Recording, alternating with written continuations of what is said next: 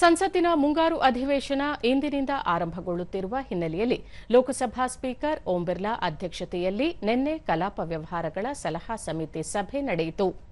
ಸಂಸದೀಯ ವ್ಯವಹಾರಗಳ ಸಚಿವ ಕಿರಣ್ ರಿಜಿಜು, ಸಚಿವರಾದ ಅರ್ಜುನ್ ರಾಮ್ ಮೇಘ್ವಾಲ್, ಡಾ ಎಲ್ ಮುರುಗನ್ ಹಾಗೂ ವಿವಿಧ ಪಕ್ಷಗಳ ನಾಯಕರು ಭಾಗವಹಿಸಿದ್ದರು.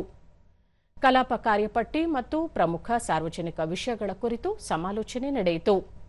ಸ್ಪೀಕರ್ ಓಂ ಬಿರ್ಲಾ ಕಲಾಪದಲ್ಲಿ ರಚನಾತ್ಮಕ ಚರ್ಚೆ ಹಾಗೂ ಅರ್ಥಪೂರ್ಣ ಭಾಗಿದಾರಿಕೆ ಎಲ್ಲಾ ಪಕ್ಷಗಳು ಸಂಪೂರ್ಣ ಸಹಕಾರ ನೀಡಬೇಕು, ಸದನದ ಘನತೆ ಅನುಸಾರ ವ್ಯವಹರಿಸಬೇಕು ಎಂದು ಮನವಿ ಮಾಡಿದರು. ಅಧಿವೇಶನದಲ್ಲಿ ಹಲವು ಮಹತ್ವದ ಮಸೂದೆಗಳ ಮಂಡನೆ ಹಾಗೂ ಅನುಮೋದನೆಗೆ ಕೇಂದ್ರ ಸರ್ಕಾರ ಸಿದ್ದತೆ ನಡೆಸಿದೆ.